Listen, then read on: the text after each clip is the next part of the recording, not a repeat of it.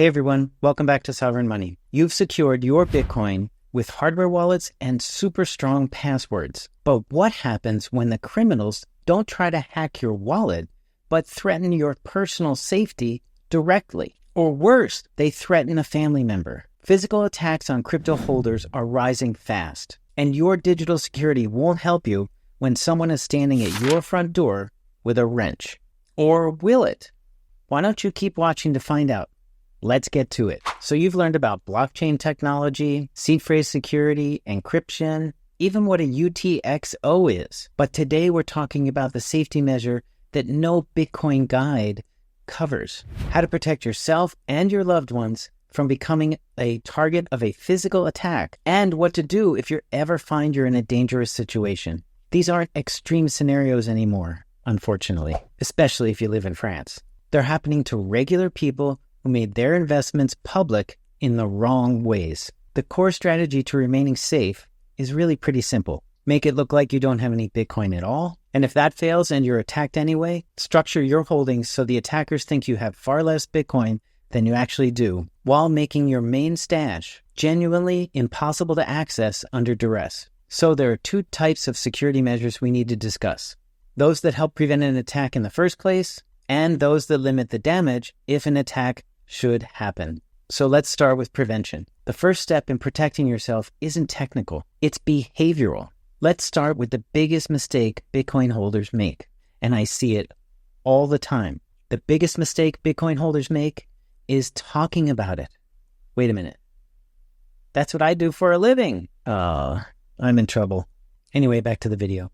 Every time you mention your investments, whether it's at a barbecue or on social media or even at a meetup, you're potentially creating a security risk. Criminals look for easy targets, and someone who openly discusses their crypto holdings is easy money. And this extends to your lifestyle too. If you suddenly start spending significantly more money after you get into Bitcoin, people notice. The new car, the expensive vacations, the new wife, luxury purchases can all signal that you've had financial success, and people are going to connect the dots. Okay, let's talk about social media and digital footprints. Your online presence tells a story about your wealth. Photos from expensive restaurants, new purchases, or just checking crypto prices in a public place can give away more information than you think. I'm guilty of that for sure. Consider what your social media looks like to someone who's specifically looking for signs of crypto wealth. Even innocent posts can be dangerous when combined with location data. If you're posting about crypto investments and your location services are on, you're essentially advertising both that you have money and where to find you. Beyond avoiding obvious mistakes, you can also use advanced privacy techniques to break the link between your Bitcoin transactions and your identity. If someone has connected your Bitcoin addresses to your identity, they can track all of your Bitcoin transactions on the public blockchain. Several advanced techniques can help obscure this connection and improve your financial privacy. Number one is address management. Always use new addresses to receive Bitcoin. Most modern wallets do this automatically, and you should never be reusing addresses, as this makes it easy to track your digital holdings and transaction patterns. Number two, use Taproot addresses.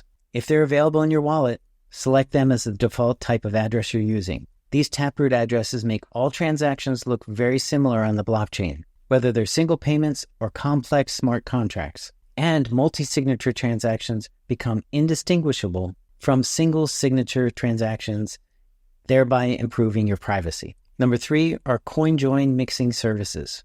These mixing services have gotten a bad name over the last few years because a lot of scammer groups use mixing services to hide their coins, but it's not illegal and we're not using it for illegal purposes. We're using it to improve privacy. Services like Wasabi Wallet, and I've done a video on Wasabi Wallet before on my channel. They just released a huge update to their software. I'm going to do a review on that coming up.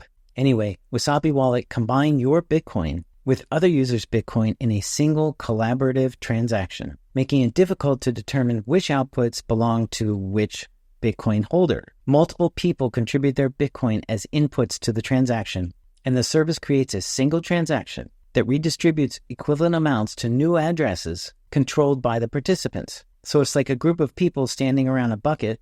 They all throw a $20 bill into the bucket, mix it around, and then they reach in with their left hand and take out a $20 bill that may or may not have been theirs. And the process routes everything through the Tor network for additional privacy. However, be aware that some exchanges flag CoinJoin transactions as suspicious, and advanced blockchain analysis can sometimes partially trace these transactions. The fourth privacy technique you can use is the liquid Bitcoin network. The Bitcoin liquid sidechain allows you to convert Bitcoin to liquid Bitcoin. Then you can move them privately on the liquid network and convert them back to Bitcoin and deliver the clean Bitcoin to another wallet address that you control. This creates a privacy break between your original Bitcoin and the final Bitcoin you receive. And finally, you can also use the Lightning Network to improve your privacy. The Lightning Network can improve your privacy through multiple hops through different wallets before settling back on-chain. And the off-chain nature of the Lightning Network transactions makes them much harder to trace. Keep in mind, though, that these techniques require a bit of technical knowledge, may involve some additional fees, and don't provide perfect anonymity. Say that 3 times fast. And as I mentioned, some exchanges and services may be suspicious of transactions that have gone through a CoinJoin mixing service. The goal is to make it significantly harder for someone to determine your total amount of Bitcoin holdings or connect your Bitcoin activity to your real-world identity. Now that we've covered how to stay invisible online and in public, let's talk about securing your physical spaces. Let's start with your home security. Your home security needs to account for the fact that criminals targeting crypto holders often know exactly what they're looking for, and they may be more persistent than your typical burglar because they believe there's a specific high-value target inside your home. Consider upgrading your home security system, but remember, the goal isn't just to prevent break-ins, it's to buy you time to escape, call for help, or alert the authorities before the attackers have time to reach you. Make sure the cameras of your security system back up to the cloud rather than local storage, which can be destroyed or stolen. And for your personal security, the biggest change is being aware of your patterns. If you go to the same places at the same times every week, you're being predictable. Criminals planning an attack are going to be studying your routine. Varying your schedule or your routes might feel like a little overkill, but it's one of the most effective deterrents you can do. But remember, security isn't just about you, it's about everyone in your household understanding the stakes. Your family members need to understand the importance of discretion, and they also need to know what to do in an emergency. This is kind of a delicate balance because you want them to be aware of what's going on, but not scared all the time. Have a conversation about not discussing family investments with any friends, colleagues, or extended family members. Make sure they know that even innocent comments like doing well financially can be misinterpreted or even passed along to the wrong people. And they also need to be very careful about posting on social media, as locations can be easily determined from photos and check-ins. Never post anything about your current location. Only post from that location after you've left. Even innocent family photos can reveal patterns about where you go and when you're home and when you're away. You might even consider creating a code word system for emergencies. If someone from your family ever calls another person and uses that code word, everyone knows to take immediate safety precautions. But even with all these security precautions, you may still need or want to interact with other Bitcoin users in person, which creates additional risk. If you ever need to meet someone for an in-person Bitcoin transaction, treat it like any other high-value exchange. Meet in a public place with security cameras, bring someone with you if possible, and trust your instincts if something feels wrong. And be especially careful about crypto meetups and conferences. I've been to many, many conferences over my career, my former career, and they are a blast. And it's wonderful being around people that think like you do. And most people that attend these conferences are legitimate. But these events could also be hunting grounds for criminals looking for new targets.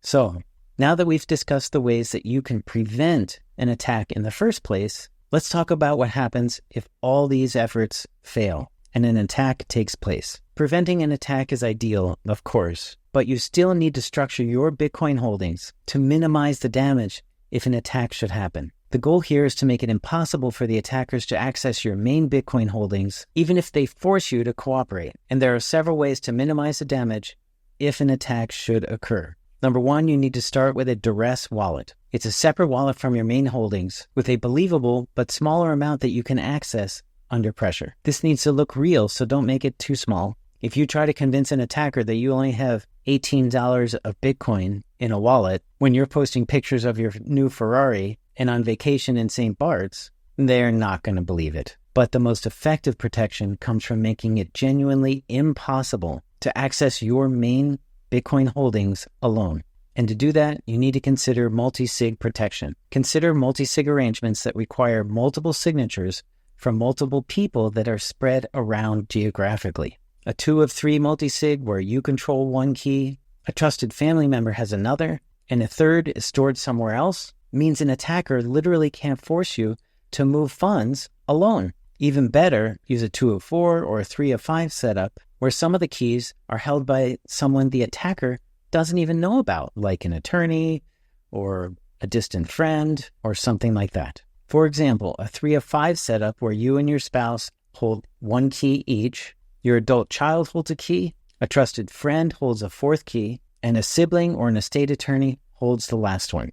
You would need to contact several people to make a transaction happen, giving you multiple opportunities to pass along your duress code word to alert them that you are being coerced. This arrangement creates genuine impossibility, not just difficulty. When an attacker demands access to your Bitcoin, you can truthfully say, I can't move these funds without other people's signatures. And it's literally true.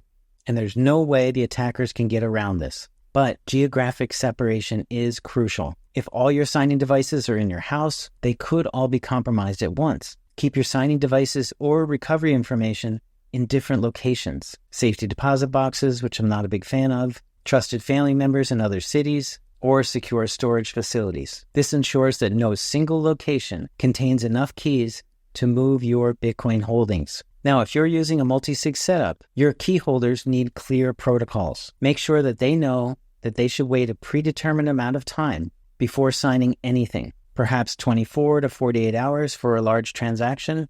Maybe you set a limit over $1,000 and they have to wait 48 hours, let's say. Also, establish code words to indicate when a request is made under duress versus a legitimate request, and ensure these people have their own security protocols. And they should never be reachable by the same methods that the attackers used to find you. Now, if setting up a multisig sounds too complex, there are commercial services that provide similar protection with built-in time delays. For instance, the Bitcoin-only exchange River.com has a new feature called ForceField, which lets you set weekly withdrawal limits or turn off send transactions completely, with a 5-day delay required to turn off these protections. Coinbase also has a vault feature, which requires 48-hour delays for all withdrawals with a bunch of email confirmations, giving you a chance to cancel unauthorized attempts. And if you don't have access to your email because you're indisposed, let's say, by the attackers,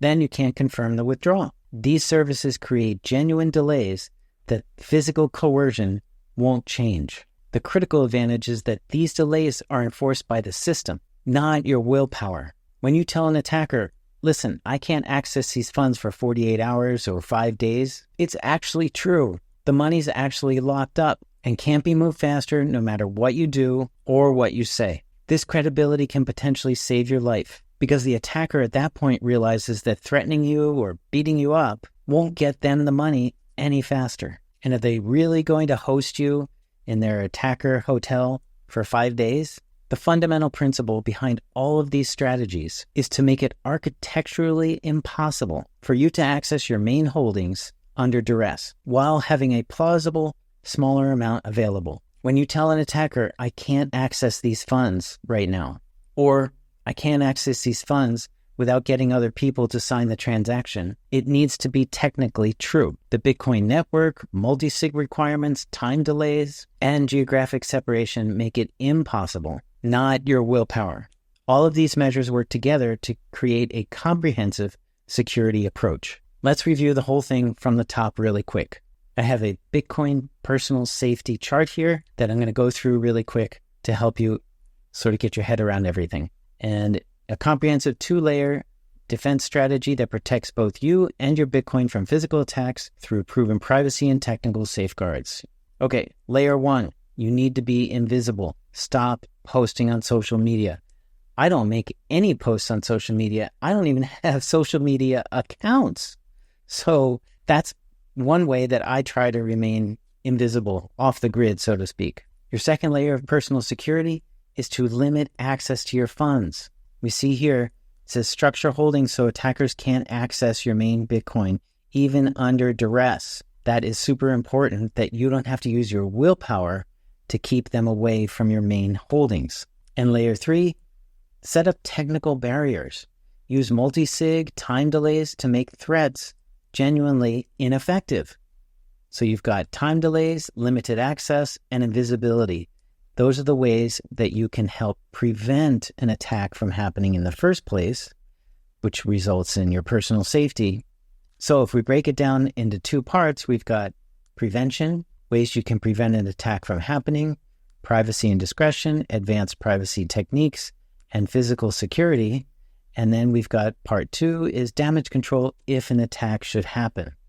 And that includes a duress wallet, which has a smaller amount of Bitcoin in it, multisig protection on your wallet to make it genuinely inaccessible, and time delay services provided by River on Coinbase are some of the ones that I'm familiar with. I'm sure there are others, but generally, you're not supposed to keep your Bitcoin on an exchange.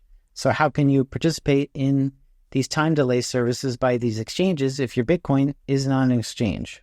You can't, actually. Now, how your defenses work under an attack scenario. Step 1, set up a duress wallet.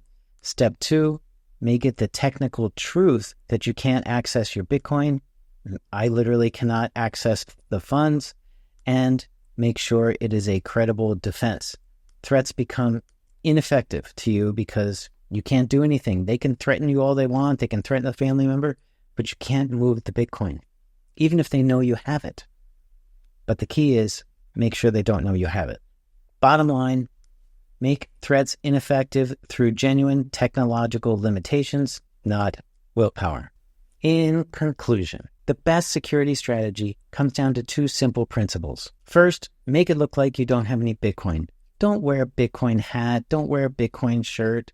Sure, you can wear an orange tie or orange shoes or something, but don't make it obvious that you're a Bitcoiner. And I know everybody that's into Bitcoin is super enthusiastic about it and wants to wear some merch, Bitcoin merch or strategy merch. I think that's really neat.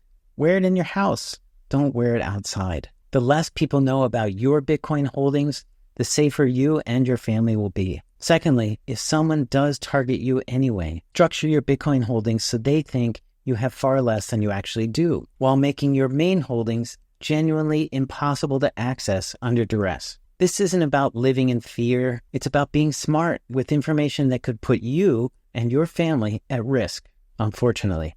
Your Bitcoin is secure in your wallet, but you need to be just as thoughtful about securing yourself. We're all our own worst enemy. Take these precautions seriously. Talk to your family about staying safe. And remember, protecting your privacy is protecting your security. That's it for today, guys. Thank you so much for watching. I really appreciate it. Stay safe. Stay sovereign. I'll see you in the next video. Oh my God. You can also use, what? Beyond avoiding, oh my God. And I'm going to do an updated review. Oh my God. Lurking inside your, or alert the authorities before they have time to reach you. Ugh. What's it called? How's that? Can you turn on the air? I'm almost done. Put your shoes on. We're going for a walk.